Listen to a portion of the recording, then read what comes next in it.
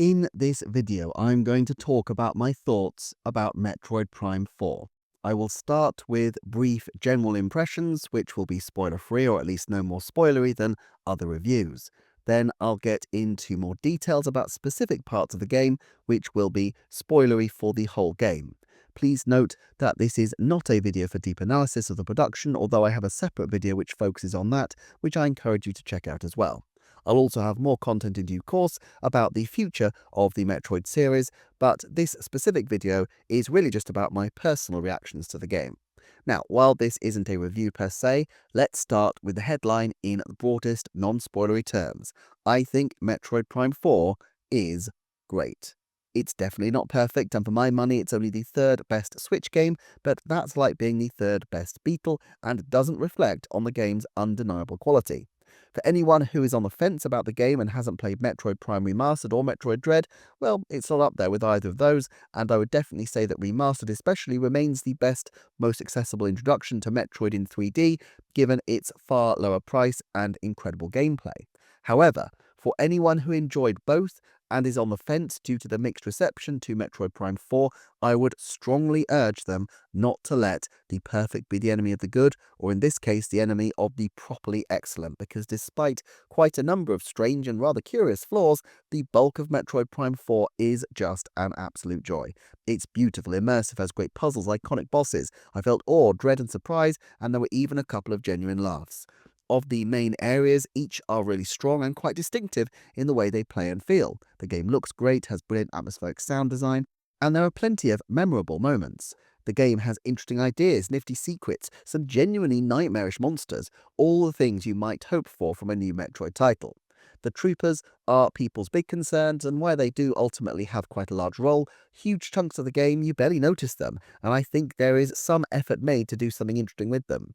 With the infamous Miles McKenzie in particular, the internet response feels vastly out of proportion to the character's footprint in the game, even in the early sections. He's with you for maybe 10 minutes, and after that you hear from him quite occasionally and quite briefly.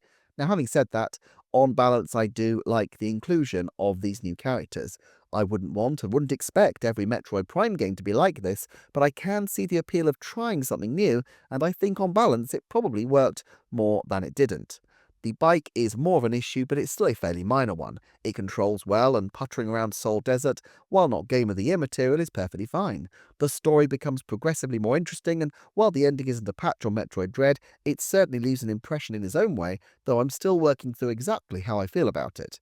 It's also a game that doesn't really do itself any favours in a few odd ways, and I suspect this has contributed to some of the lower review scores. While Miles is a tiny part of the game, the impression he makes and his appearance at the point he does jar with the game's general tone. Similarly, there's a mission right before the end of the game which is one of the weakest. Not so much bad as just kind of irritating. I suspect if the game had cut it out, the final taste in the mouth of reviewers would have been more positive. The fact that discussion about Metroid Prime 4 is so caveated kind of obscures the fact that this is a game that does a huge amount right and is an incredible title that is absolutely one of my favourites of recent years. The headline take from this video then, I would happily recommend people Metroid Prime 4, albeit not before they play Remastered or Dread. But that's more of a reflection on the huge quality of those games rather than a deep lack in Metroid Prime 4. But if you generally enjoy Metroid Prime games, I would be astonished if you didn't have an amazing time with the vast majority of Beyond. Its flaws are far more minor than its considerable strengths. Okay, let's move into the next phase of this video and talk in depth about a number of topics. This will be spoilery for the content of the game, as I'll be mentioning locations, bosses and such like, but I won't talk about narrative stuff until the very end. Let's start then with the world design. In certain respects, the areas here are incredibly trad, with ancient temples, factories, volcanoes, ice caves and mines. It's nothing we haven't really seen before in concept, but the execution is really strong. I've already heard people expressing favourites and least favourites among these sections.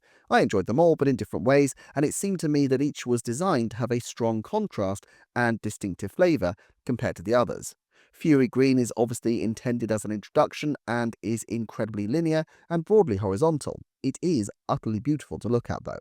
Those rolling open vistas from the trailer are just as impressive as ever, and on the bridge I spent a good chunk of time just gazing out across the jungle and taking in the incredible views.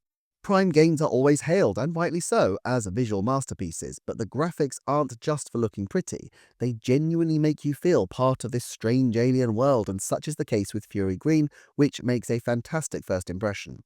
One sadness I have about the game is that there wasn't the return section which I was expecting, where you returned to the jungle and explored it more and found out that there was much more to it than you had first imagined. What you see in the first 30 or so minutes of the game is pretty much all you get in terms of jungle, as everything else is in the Lamorne temples, which are great, but not as compelling to me visually as the jungle. As I left the area for the first time, I realised there were psychic pathways up the side of the room I was in. I was excited to revisit and open a new area, but regrettably it only led to a power-up. Also, because it's a mainly linear experience, I never felt enormously compelled from a gameplay perspective to revisit it, although I will look forward to doing so when I replay the game. If Fury Green is about horizontality though, Vault Forge has a contrasting verticality, although it's still broadly linear. It also looks phenomenal, and I especially like anything which uses rain. Rain on the window, rain on Samus's visor, it all looks beautiful. Just standing and watching the rain on the window is amazing. Hats off to Retro's incredible graphical skills at making all of this so compelling. I'm generally a fan more of the open areas than the deep dungeons that frankly characterize a lot of the rest of the game, and so being able to look out on these vast stormy skies was always a thrill. But the innards of the Vault Forge are also compelling. It's not that a factory setting is new, but the execution is top drawer. I love putting Samus into the middle of an assembly line, a cog in a machine. Now, having said that, there is something about the bike which doesn't break immersion, but does play at the edges of immersion breaking for me. It's a thinly veiled version of a real-world object transplanted into a fantasy or at least science fiction world.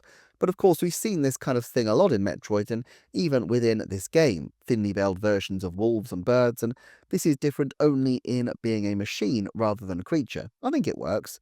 Vault Forge is pretty big, but it's neatly subdivided into 3 sections, and the bike helps travel between them and gives a strong sense of the impressive scale of this location. While Vault Forge, though, was kind of self-contained, Ice Belt and Flame Pool involve quite a bit of moving back and forth between the two to solve puzzles. I enjoyed both in different ways. The outdoor elements in Ice Belt were great, with scenes in Ice Belt where you're crossing chasms against the wind, but this area also has a number of effective puzzles, and although a lot of these psychic challenges are relatively simple in themselves, it all flows nicely. And, added to this, there's a very effective redux of the trope of seeing where the monster is escaped from before you actually see the monster, because we actually see the creatures in suspended animation, then we see the broken glass where they've escaped. It's a little way to twist an old trope, but firstly the trope is a genuinely good one, and also it just elevates a little from feeling like something you've done before. Flame Pool is a little more forgettable to me, and if there's one area of the game I'd say is weaker, currently that's it for me, but I love the concept of the green energy in the lava pools, which gives these sections an eerie appearance, unlike other volcano levels that we might have seen. Now, given that I tend to like the more relaxing, puzzle-focused areas and the beautiful scenic sections of games, you might expect the final major area to be one that I didn't enjoy. But, oh my goodness, by far my favourite area turned out to be the Great Mines. Whether that holds up on replay, I'm not sure. I'm not a particular fan of horror in general, and although there are a few horror films I really do like, generally it's more for reasons other than the actual horror content, the artistry, the ideas, or what have you. I'm also not a fan of intense challenges in games, but the Great Mines are just wall-to-wall tension, and the mechanic that noise brings the grievers literally out of the walls creates a real puzzle aspect as well as a genuine sense that the creatures could be anywhere. The narrative elements in the game, which I'll talk about later, were also superbly integrated, helping make this a really propulsive and memorable final area. I loved it. All these areas are fantastic though, but there is an overall regret I have, which is that they are mostly so internal. Now, you might say with some justification that Metroid games have always focused on the deep underground, and heading outside is something of a rarity. The fact is, though, one of my favourite elements of the game is, well, the elements, as well as these fantastical creatures and their strange natural habitats. Metroid Prime 4 gives you all of these moments, but it does so far more sparingly than I would have liked. My suspicion is that while a visual centerpiece, the Fury Green jungle was probably incredibly difficult to actually make look as good as it does, especially for the original Switch. I've loved the videos on Sun Grand Studios recently showing how they've managed to make this game look as amazing as it does, but I guess it's a difficult trick to keep pulling off, and so eventually the team needed to pivot to presumably less graphically complicated series of puzzle rooms inside. So sure, when it's raining in Vault Forge and you look up and the rain falls on Samus's visor, or when you look out through a window and that rainwater is pounding against it, there's a real power to that. These tiny moments of texture set Nintendo games apart.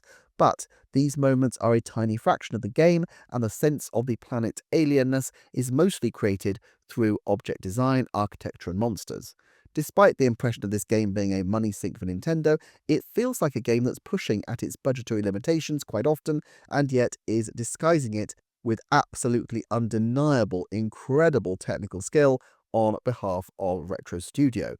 All games do this to some degree, put the big wow moments at the front and centre, but it feels a little bit more pronounced with Prime 4. Of course, this is largely because of the elephant in the room, the Sol Valley Desert.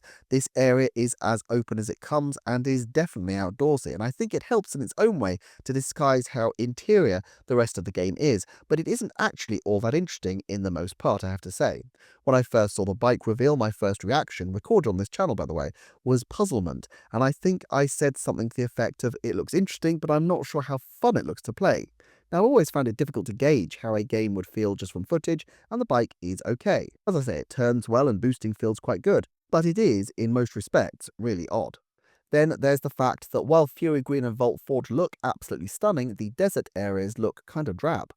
Other games have managed great desert areas. Xenoblade Chronicles X springs immediately to mind, but this desert feels dull throughout. I like the concept that you can see the locations on the horizon so you don't need to keep checking the maps, but in practice this doesn't really work because the dunes often obscure the horizon line and because there's no option to fix the HUD map to north like on Breath of the Wild and Tears of the Kingdom, a feature I personally always turn on, and because there's no interconnectivity between the lands. While the team spent a lot of effort making textures blend seamlessly in the jungle, to access each of the areas is incredibly cumbersome and time-consuming compared to, particularly, Metroid Prime Remastered. Take going from Fury Green to Icebelt, you have to leave Fury Green and be catapulted out into the desert with a cutscene to disguise the loading screen. Then you have to go through a couple of doors and exit the desert entrance area. Then you have to make your way across the desert to Icebelt. Then you have to enter the porch area, charge up the entrance with Viola, then go through some doors, and I think take a lift and take a transport to the Icebelt area. All of this takes, I don't know, 5 minutes maybe. Now I know backtracking has always taken time in Metroid games, but I think this feels qualitatively different.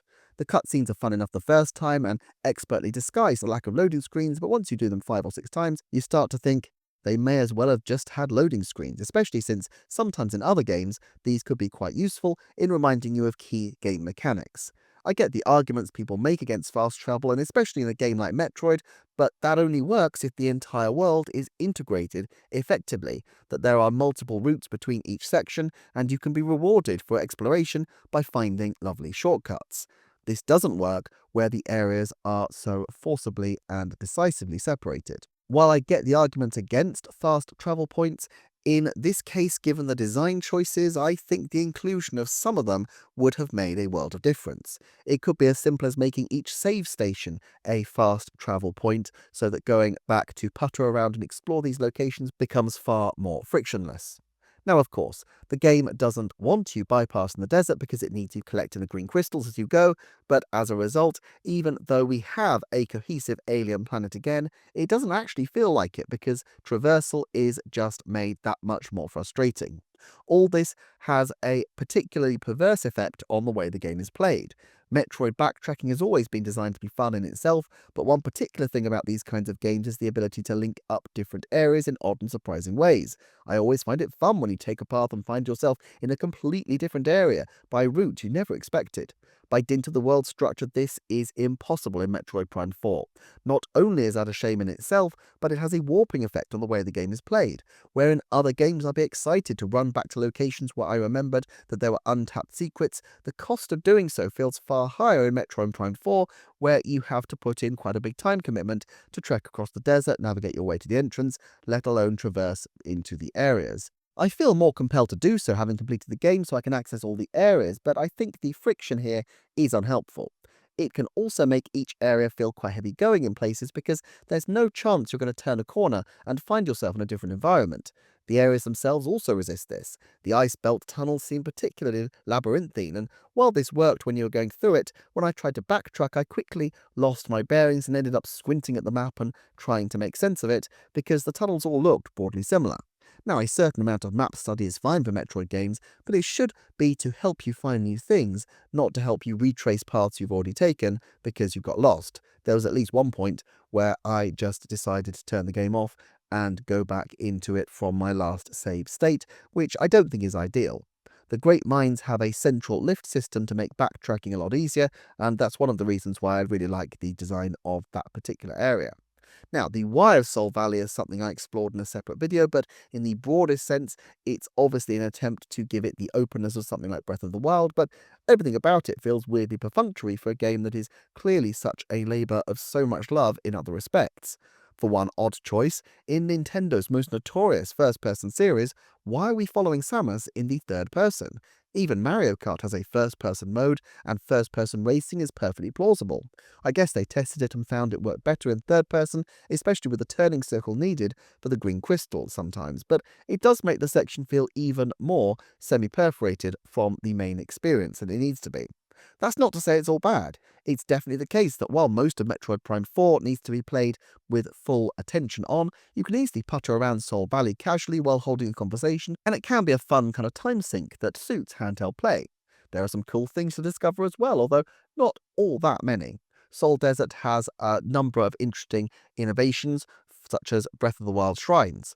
Now, I'm a huge fan of shrines in Breath of the Wild, and I think they were a terrific addition to that game. I know some people dislike them and miss classic dungeons, and I do too, but I feel these shrines have a different and vital role. The shrines turn exploring the world in a leisurely way into a real plus, and allows you to power up your character as much essentially as you want, as long as you're able just to complete these short missions. It's essentially a way to unlock an easy mode for people who, like me, don't really care for challenge gauntlet style stuff, while keeping the challenge in place for others. Those who want tense, action-packed adrenaline rush gameplay can go straight to the final boss without taking advantage of the power-ups along the way. Now, especially in the Metroid series, I would welcome this. I played this first playthrough on the most casual mode because I didn't want to spend time getting good, but rather enjoying the story, the world, the puzzles, and the experiences. I'm not frankly very good at this stuff anyway, and even on the easy mode, I still died a good amount of times. If in a future game they stitch in a shrine-filled area just as a way to find extra energy tanks and such like, but the people who scorn this stuff could easily skip, allowing them the pure play experience they prefer, well, that strikes me as a pretty good balance between catering for people who want challenge and people who want a more relaxing experience.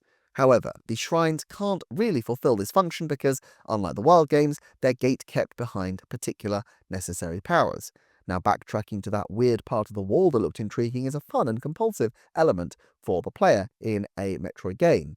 Backtracking to a random shrine in a nondescript desert doesn't feel as rewarding. Despite this, they're actually pretty good, even though there's only a handful of them. The upshot is that this pushes Soul Desert into being essentially a late-game playground, which feels vaguely pointless to explore early on. My hunch is that Soul Desert was added in response to the fact that the game felt quite short otherwise, and to try to apply the lessons of Breath of the Wild, just as in many respects, Zelda learned a lot from Metroid in terms of perfecting item-based progression over the years. Against this, I have heard people say that there were intentions to include some kind of openness in previous Metroid games, so of course I could be totally wrong, and either way, I'm always happy that Nintendo go for an experiment, and I don't think the desert is a total failure, but it definitely feels like a first draft in a game that in other places feels incredibly polished. I think Nintendo will learn from it in future games. My sense is that they'd have been better off having these shrines be like Breath of the Wild and Tears of the Kingdom, where they contain a prize you could exchange for energy containers. Even better if the same shrines had different sections that opened up so that the smaller number of shrines would be offset by the fact that they were also worth repeat visits. I also can't help but feel that it would be so much more satisfying if instead of one big hub, there were just cohesive links from one place to the next. You can easily imagine how Vault Forge could have roads connecting with the jungle and with the mountain. It's also possible to imagine Ice Belt and Flame Pool being connected as part of one mountain system, and you can imagine a route from either of them leading to the Great Mines. In other words, you get a sense of a seamless open world, but with these motorcycle rides between, allowing players a sense of the scenic wonder of the world in a way that's more close to the specific levels that we see, rather than just one big desert. I personally would love to ride along long open stretches, even if the roads were far more simple, if we had the jungle alongside. But equally, I can imagine that it would be difficult for the original Switch particularly to render this. However, I think I'd prefer that to the hub as it stands.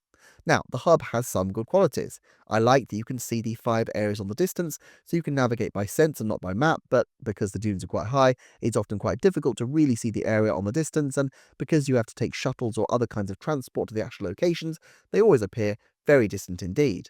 This makes the desert bigger, but the locations seem less impressive when you reach them. I also think they missed a trick, which I've always wanted to see, which is just to make the whole world a singular planet. A small planet, granted, maybe even a small moon, but have the desert navigable as one big sphere.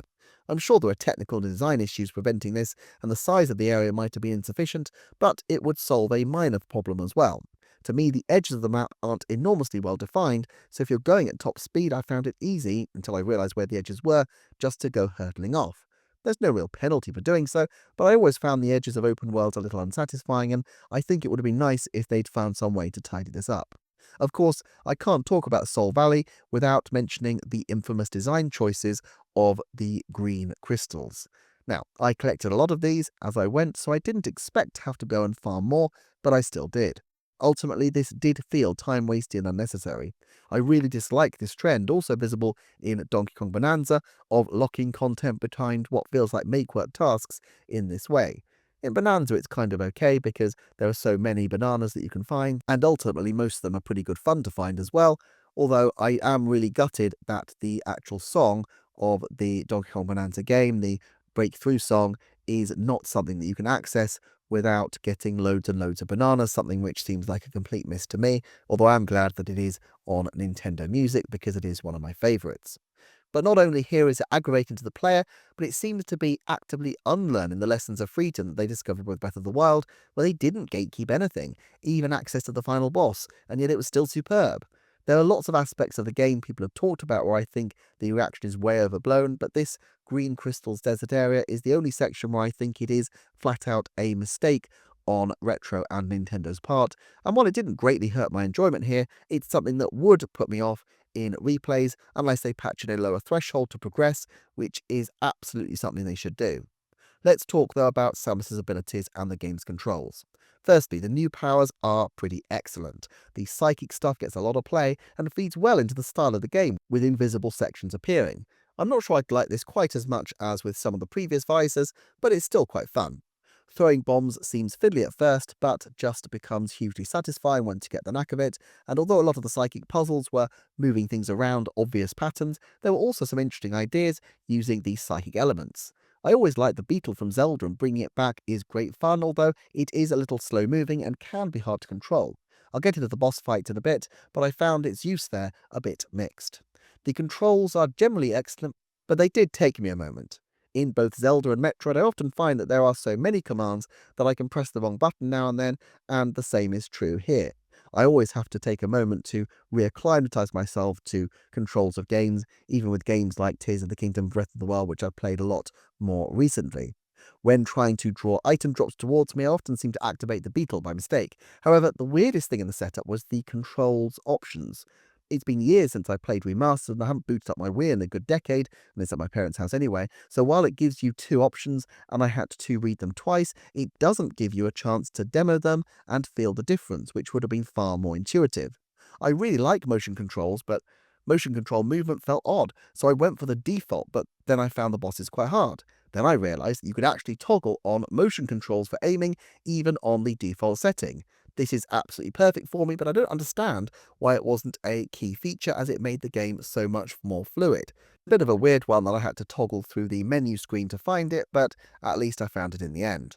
Speaking of fluid, I loved the mouse controls, and while I didn't play most of the game docked, when I did, I found myself instinctively turning to the mouse mode, barely realizing what I was doing. It's a brilliant piece of design work and seamlessly integrates into the system. However, my absolute favorite control mechanic is the brilliantly Texan sounding psychic lasso. It's so genuinely fun to grab stuff and yank it back, and these symbols make how and what to do nice and clear. I suspect a lot of time and attention was put into getting the controls right, and I think they did a superb job, even if I would have appreciated better signposting in some cases. Another win is the music and sound design. Granted, nothing is quite beating some of the classic Metroid tunes, and I feel like it needed one theme that really broke out, but Fury Green is genuinely beautiful, and the sound design of the Great Minds really adds a lot to the experience. All through, the world feels full of wonder and menace, and a good amount of that is generated by effective music and sound. What about bosses, though? Well, look, I'm not generally a huge fan of Tanabe bosses. Donkey Kong Country Tropical Freeze especially was pretty much marred for me by the preponderance of bosses, which are both quite tough and yet which involve waiting and waiting for an opportunity to get a hit in. I don't overly mind losing to bosses where you feel like it's possible to consistently attack them and where you have a way that you can improve with each repetition. Even there, I must say I have quite limited patience, and there have been plenty of good experiences marred for me by annoying boss encounters. There is an element of this with Metroid Prime 4, but far, far less than I had feared. For my taste, which I freely grant won't be most people's, nearly every boss has way too much HP and goes on for about 50% too long, and there are several where you can only cause damage under particular conditions, meaning that there's quite a bit of wait time. But all of this is far, far more minimal than particularly Tropical Freeze. My least favourite boss encounters are generally the ones where you know what to do, but doing it is fiddly and it can only be done at certain points. And the early Vault Forge boss, where you need to use the Psychic Beetle, is particularly irritating for this, and I was worried would be part of a trend. Having said that, I was pretty impressed with the range and inventiveness of these bosses, and most of them did not fall into the trap of that Vault Forge boss, which was pretty much the only one which I found excessively irritating. I was dreading the final boss of Flamepool at the start, as it was a bike-based boss in the first phase, and in the second phase it actually seemed quite difficult to get in hits. However, once I adjusted the settings to motion control aiming, it became one of my favourites. Visually impressive and dramatic, but one where you can make consistent progress. Zelios is also one where you can make fairly consistent progress, and while it's a hectic battle, it feels pretty good to play, and I love that element of constant chaos and danger. Then there's the Amiga Griever, which appears quite a bit before the final encounter so that you know that something huge is on the way. Trailing a boss like this is something I often think is quite effective, and especially here, you know the further you go down, the more ominous the game feels. I'm not someone who thrives on boss battles, and they remain one of my less enjoyable parts of the game overall, as with most games, but I know that's a me thing.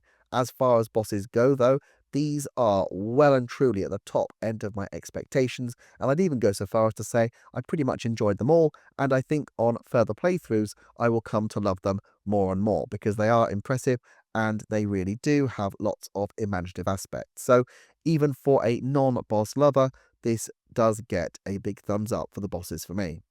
One thing I did miss in this game is the range of different visors that we had in previous titles, especially since this was a big differentiating factor for the Prime series initially. Perhaps they felt like they'd run the gimmick as far as it would go, perhaps they just liked the simplicity of everything being done with the one alternative visor, but apart from the Psychic visor, there was no other visor of use in the title. Granted, switching visors could be a bit fiddly in the past, but it strikes me that this was the main benefit of first-person gameplay here, and it's interesting, though possibly for another video, that the first-person elements, an initiative of Nintendo themselves, remember, is something that successive games, including Other M and the bike scenes in Beyond, seem to be inching away from very slowly. Also, Rule of Two Reviews video made me realise how little we saw the Metroids after the very beginning. Of course, that's nothing, we've had Zelda games without Zelda before. I didn't especially miss them, and I like that Samus's world supports this degree of world building and invention, but it would have been nice to see a little bit more of them perhaps. I felt the gameplay flowed, for the most part, very smoothly. However, where things did slow down, I was reliant on the game's internal hint system, and this was rather inconsistent. Despite the fact that Miles appears to be geared towards giving you hints for where to progress, a hint system is far from a new idea, and the fact is that whenever I actually sought the game's advice by going to the map and hitting X, the hints were usually offline or useless. In particular, during the Green Crystal Hunt quest, Miles suggests using the hint system for advice, but when you do, he just says about there being somewhere out in the desert with lots of green crystals, which he'd already blurted out previously, so it was no actual help. I don't personally mind there being an element of this, but given how deep the options menu is, it's surprising that this can't be toggled off. Equally, for those who are less familiar with these kinds of games, I'm not sure the hint system is anywhere near robust enough to make for a different experience. Personally, I'd love to see this develop to a far greater degree, but only as long as it's made completely optional. Now, I've talked for a long time, but I can't really get away without talking about the Federation Force members any longer. Firstly, let's talk in broad strokes about what I think this game is trying to achieve and why I'm actually very supportive of it. We've obviously had isolation-focused Metroid games before, and I understand this feeling that this is just what defines Metroid titles.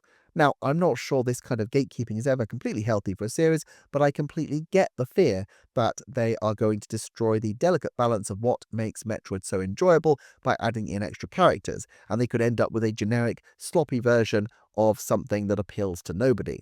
However, the intent, as I understand it, was actually to make the isolation even more prominent in places by contrast, and I think this is often how it's used. Sure, Miles may contact you, but he's frequently out of communication, and that makes even clearer the fact that you are on your own.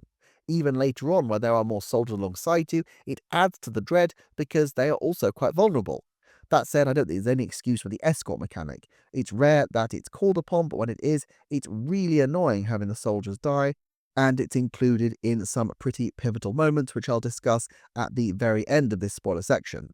As far as I'm concerned, the troopers should have been invulnerable, the Tails to Samus's Sonic. On a narrative level, though, this represents something new for Samus. One of my concerns with Prime 4 is the lack of a personal stake in the game for Samus. Through Ridley or Ravenbeak or the X-Parasite, they've always managed to make the stakes really deeply personal and emotive for Samus herself in a way that drives the central emotion of the story. It gives us a really clear hook for why the character is invested. Now, Silex is here, but fundamentally seeing Samus build relationships with the people she fights alongside is interesting and different, and I think a central driver of the narrative is the difference between her as a lone bounty hunter and the rest of the troops. The difficulty with this, of course, is that Samus is mute throughout. They got a new voice actor, but frankly, all she seemed to contribute was impact grunts, which frankly felt a bit irritating, although, as an aside, I understand that impact grunts are really tricky things to do at the best of times, and no shade on the voice act community who have to pull them off. After Other M, though, a mute Samus might have felt like a safer option, and in some respects it is. I'm also not sure she actually is completely mute. My interpretation is that the player is essentially meant to fill in for what Samus might say, because she is the link character to the universe, and so the conversations aren't as one-sided as it may appear. Now, there's nothing to really indicate this, but it just seemed to make sense, because otherwise having her be mute is just kind of strange. Now, this exposes the central tension with many Nintendo games of having these central characters be generic avatars for the player's specific personality, and also having them be marketable, iconic individuals who have personalities in their own right.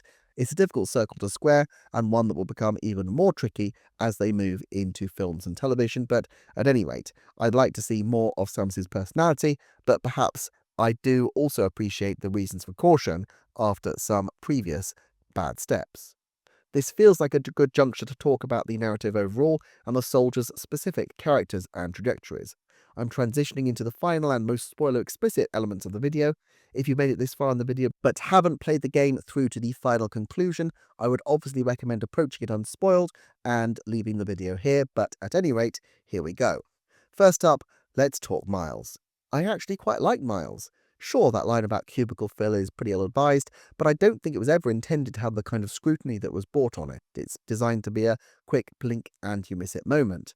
They also want to establish that Miles has a sense of humour, but is not a fighter, but also give a bit of a hint about why a person like this might have joined the Federation, despite seemingly not being very well cut out for it. We see a couple of moments where it's apparent that there's a bravado obscuring his real feelings, and the voice actor is pretty decent. I always feel sorry for the voice actors when these kind of internet storms hit around particular characters in games, because it's really not their fault. Miles doesn't get an awful lot to do after this despite being prominent. Most of the character's development ends up going to the other characters after all. He has a few fun moments with Armstrong. If you hang around the base, you can hear them discuss their exercise regimes, and Armstrong gives them a nickname at the end, suggesting that they've become pretty tight. Of course, he also mourns the golem at the end, which gives him a little bit of a character moment, albeit a comical one, or not that comical, but Miles is drawn in broad strokes, but then so are the others. Takabe is the soulful man of faith in a world at war, Duke the grizzled fighter with a daughter back home he wants to return to, Armstrong the ambitious rookie, and View is the doughty robot. I've seen a lot of negativity about the scripting, but frankly, I think these characters work quite well for the most part. I've also heard a few different takes, and there seems to be a real diversity of opinion about who people like and who people dislike. Meeting Takabe in the desert provides some interesting cutscenes where you learn more about him and his philosophy of life, and having him be injured in the ice belt provides an edge of danger that's pretty compelling. Duke's most interesting aspect, him having a daughter Armstrong's age, is only revealed if you hang around at the base, but he's a necessary part of the mix, and some people seem to like him a lot. Armstrong is probably the one I enjoyed the most, even though I know some people find her a bit cloying. I sometimes wonder if the reaction would have been more or less negative if Armstrong and Mackenzie had switched places, but on balance, it probably wouldn't have made a difference. Her response to Duke's death is, again, not exactly treading new narrative heights, but does add a little complexity to her character. They all, to a greater or lesser degree, hero worship Samus, which at first seems a bit twee, but also kind of emphasizes where this character is and sets up the dramatic stakes of the story. Stakes of the story certainly pays off. My sense of the soldiers from an early point was that they were going to provide an emotional anchor for Samus, but then in the end game we'd see them offed cruelly one by one, leaving Samus to walk alone. I was kind of right and kind of wrong. Of course, the great minds certainly played with this, but didn't pull the trigger on any of them, which in retrospect should have made me realise they wouldn't survive the ending. Also, while I was happy to see them, it was a pretty cheap fake out when they all returned. Now, I'll get to the final ending in time, but I do think the narrative structure of having them come together around Samus to get off the planet was engaging. Sure, it didn't have the claustrophobic isolation of Prime, but we just had Remastered the other year. I know 18 years is a long time to wait for a new Prime entry, but still, Metroid can and should try new things, and on balance, I think it did pretty much work. Now, the worst implementation is the fact that a trooper dying torpedoes your game. I died in the final boss because Armstrong went down and I couldn't see where she was to revive her, and it felt like there was almost no time given before the game over screen hit. On balance, I think it would have been preferable if they were effectively immortal, as this resurrection skill was largely pointless and not referred to anywhere else, despite having quite interesting narrative implications. However, the comedy aspects, while also controversial, I quite liked. It's true that Miles's dialogue was comedy skew, but I think it's fairer to say that it's reflecting his character and that it's more light-hearted than laugh-out-loud funny. It's not that we're meant to find these funny, or even find them as wisecracks. We're meant to understand that he's using humour to try to make himself feel better about his impossibly grim situation. However, there are other and better uses of actual comedy with the soldiers. I've mentioned previously that I don't think comedy and suspense are necessarily something that can be at odds, and actually some comedy can effectively amplify the tension if it's used well. Now that's not really how it's used here, but nevertheless it feels like a welcome relief in the middle of this dead world to come back to base and hear people. There were two moments that made me properly laugh, but both came from character. One was where you're leaving Armstrong and you just overhear her say of Samus, "Do you think I could get her autograph?" Which is kind of an old joke, but so unexpected at that specific moment that I really liked it and it got to me. However, the absolute best was a body language joke from Samus during one of the most tense areas of the Great Minds, where View has been put out of action for a rather tense mid-boss encounter. View apologizes for not being of more assistance, and Samus gives the tiniest micro shrug and moves on, supremely unbothered. It's absolutely hilarious and stands alongside Dread's Samus vs. Kraid fight as an all-time great implementation of Samus's capacity to tell stories through body language for me. All of this makes the ending all the more poignant, but before we get to that, there are two more aspects we need to discuss: the Le Mans race and Silex. As I mentioned previously, I thought Metroid Prime 4 was off to a tricky start because it didn't have a propulsive backstory to allow for an emotional hook. Dread had both the ex-Parasite backstory and the Chozo lore to play off. Metroid Prime had the Chozo and Ridley. Dark Samus is obviously a very traditional Dark Mirror character of the sort we see from Sherlock Holmes' Moriarty and Spider-Man's Venom through to Wario and Dark Link. The soldiers play a huge part in giving an emotional set of stakes to the story, but also the lore of the Le Morne is genuinely interesting, despite not having the intrinsic resonance of the Chozo. Now, the Le Morne's downfall, thanks to exploitation of some pretty powerful new energy, isn't exactly an original concept either, even in the Metroid Prime universe, but yet again, it feels well executed, so to speak. The allegorical elements are fairly clear, with the Le Morne mining the energy, chucking it into the atmosphere, and then reaping the unintended consequences, but there's an emotional texture to this which elevates it beyond just being a bog-standard eco-fable.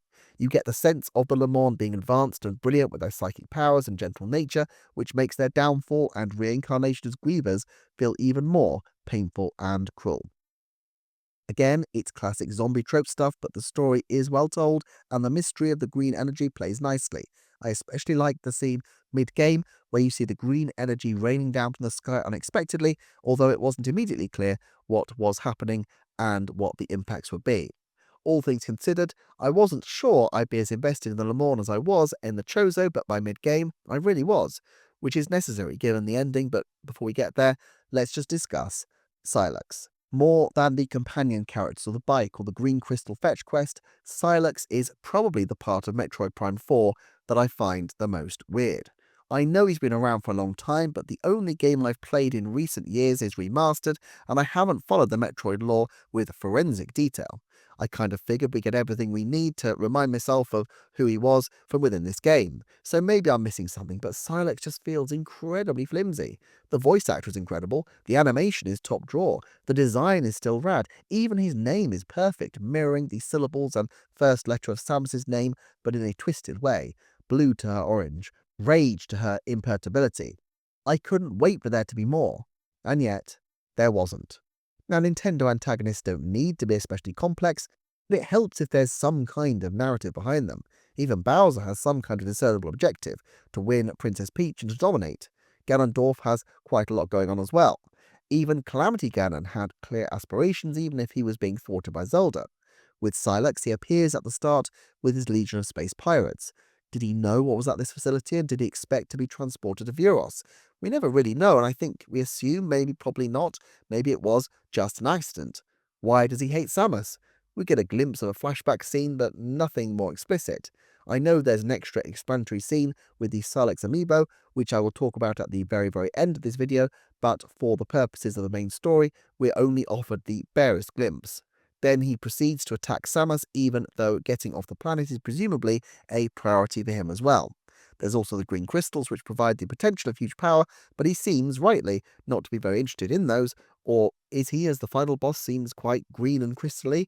Maybe he's been mining them and using them for himself and isn't going to be affected by the kind of negative effects that the Le Morne experienced. However, Silex also appears to have the capacity to warp through space, making it ambiguous as to whether he's deeply trapped on this planet anyway. Maybe he just wants to kill Samus and the Federation while they're trapped on Vuros, and actually he can get off using another method. It's all extremely murky to me. I know the villain rattling off his backstory is a cliche, but I'd have loved it if they just hung a lantern on it by having Samus do one of her trademark shrugs afterwards, but at least we'd have known a little bit about why Silex is doing all this.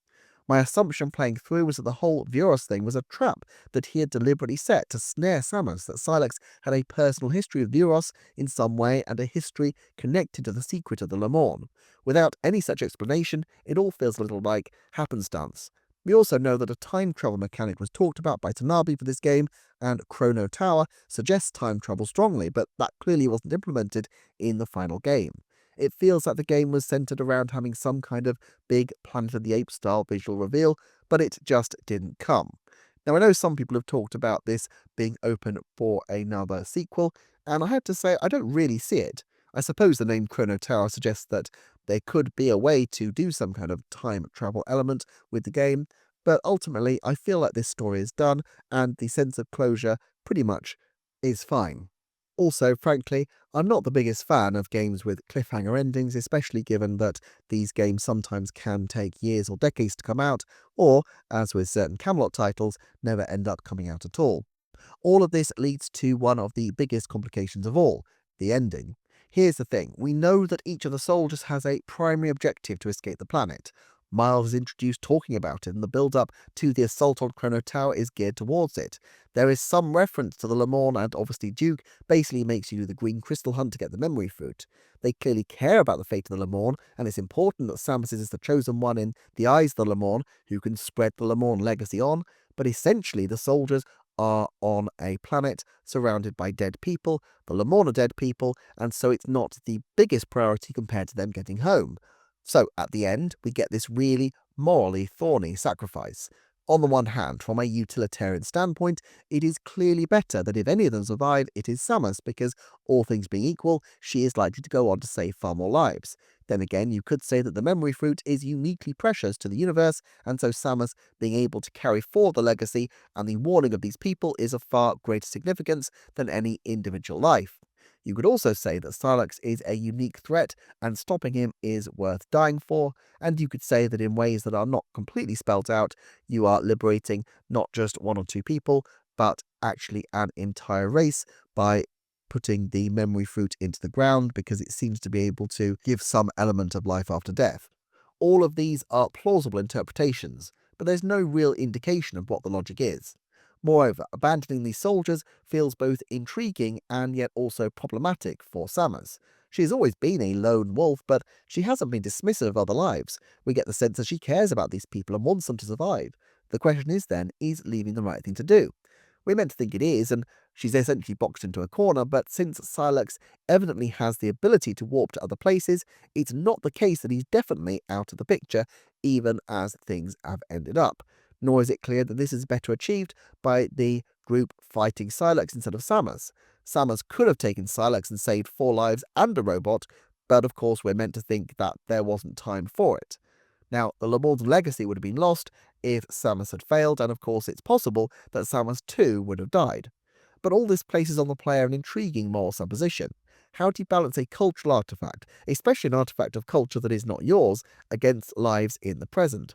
I'm not sure this is something that has or is designed to have an easy answer. It's definitely possible to imagine cultural artifacts that are so important to the human species that people would give their lives to protect them for the betterment of life still to come. And there is a particular motivation here that the green energy has this unexpected and devastating side effect which triggered the great tragedy, and so carrying that warning forward may be very important. The problem is, I don't really feel any of this motivation is really apparent in the build-up to this moment. You spend ages collecting green crystals, but there's never any philosophical discussion about how important it is to make sure that the tragedy of the Le Mans is never repeated, about trying to give these people a psychic epitaph. Also, on a purely visual level, the final scene CGI doesn't look a patch on earlier sections in the game. The location feels far less believable and less real somehow. All of this makes what should be a really emotional climax into something that's more of a curate's egg. It's not that I think it's a bad idea, and I don't intrinsically mind the darkness of the ending, but it feels rather unheroic of Samus to abandon everybody because, effectively, plot reasons. Now, having said this, I'm acutely aware that the entire Great Mind sequence is this thing I'm describing. It's a very clear callback to the minds that these characters individually make sacrifices, but this feels different from everybody sacrificing for Samus under these specific circumstances. In fact, and I go back to this in another video, I have a strong theory that the Great Minds was intended as the finale for the game and for the Federation Force team. Irrespective, the loss of these characters under such extreme circumstances forces questions of exactly what Samus's feelings are for these characters, what her ethical lines are with regard to life and acceptable losses, and because Samus is behind a visor for the whole game and doesn't speak, it's for the audience to infer any character implications. By the way, this would have been a beautiful time for Silex's backstory if Silex's backstory was that he was someone who was written off as an acceptable loss in a situation that's broadly similar to this, and yet found a way to somehow survive. Heck, if the time travel mechanics were actually involved in the game, it's quite possible that he could have ended up being one of the troopers brought into the future. An evil Miles Mackenzie, although I think that would have caused even more furore. The fact is, though, these kinds of ethical trolley problems kind of scenarios have rich possibility for stories like this. It would have been perfectly logical for Samus, a loner, to have a quite frictional relationship with the Federation. They have to abide by rules and codes of ethics. She cuts corners and acts as a lone wolf, relying on her own powers. But there was no evidence of this being a theme. It would also have made a very strong motivation for Silex if one of her choices had unintended consequences. Especially brilliant if these choices were ones that followed up from a prior game. I mean, how many times has she blown up a planet on the way out of a game? It's surely not impossible that there were real Federation troops caught in the crossfire. There's a really powerful theme to be mined about the concept of what constitutes an acceptable loss in the context of a war and under what circumstances those decisions should be taken. The game forces you into effectively the position of a character who's making a choice which is at least slightly morally murky. And this can be moving and effective. One of my favourite games is Shining Force 3, and during the second scenario, you are obligated to commit terrible deeds as part of the game. It's my least favourite stretch of an amazing game, but it's not meant to be happy and comfortable. It's meant to be thought-provoking and difficult, and leads up beautifully to the later sections of the story. Now, this ending isn't meant to be happy either, but I feel it's left a little too open for me to like, and to feel like I really understand the intention, let alone feel that I've learned a lot more about the characters. This last section of the video contains an even deeper level of spoilers, which is for the post-credits sequence, unlocked, I guess, by 100% in the game, or with the Silex amiibo, although I just looked these up on the internet, because I have no intention of attempting these any other way. I'll happily putter around and find what I find, but in terms of 100%ing, I doubt I've ever 100%ed a game, and the idea has never massively appealed to me in the slightest. To be fair, the Silex amiibo is tempting. Still, both scenes do improve things a little bit, and frankly I just don't think they should be locked away in this manner. In terms of Silex, the backstory seems to be that Silex was with the Federation force and ordered to pull back from an assault on space pirates and refused, presumably out of greed for power, and ended up disfigured when Samus and the Federation force came in. So there's a vengeance element, but it's hardly Samus's fault, and indeed, Samus offers Silex a hand up and Silex bats it away. It's a fun scene, but it's hardly Silex's Godfather 2 moment. I do really like the animation on the revised version of the ending, though, as it's the only significant time, apart from momentary reflections, that we see Samus's actual face, and I think the animation and motion capture show an impressive amount of nuance and ambiguity in the performance. I definitely think personalizing the character in this way helps sell the pathos of that ending, but it doesn't really solve anything else except to suggest that, contrary to one interpretation above, Samus is affected by the loss of these soldiers. Perhaps it would have been cost prohibitive to do this too often, and honestly, characters taking off their visors on a visit to an alien world, which presumably has a very different atmosphere, always seems strange to me, but it does feel like a missed opportunity to have Samus be personalized. So look, I've talked more about this game than any other single title so far on this channel, and while there's a lot of positive, a lot of what I've had to say about it has been things which are on the tricky side. But I do want to emphasize that this is all out of proportion with my enjoyment of the game. Yes, the flaws are worth discussing because they're kind of intriguing in and of themselves, but it shouldn't detract from the fact that I had an absolute blast playing this title, and I also suspect that many of its flaws are actually products of its strange development, something that I address in the other video. I also like that the ending leaves room for speculation and reflection and doesn't give you easy answers, although the fact that I'm not sure if this was deliberate or not, due to a lack of clarity in the narrative, makes it trickier to pass. I guess my feelings will continue to evolve over time, and it's probable I've missed key elements even now. These are very much reactions of the moment, but a more considered reflection of the game may come over time. If you've watched this so far, thank you so much. Big thanks as ever to the channel's Patreon members, and please do check out these other videos on screen. I will look forward to seeing you next time for another Nintendo Forecast.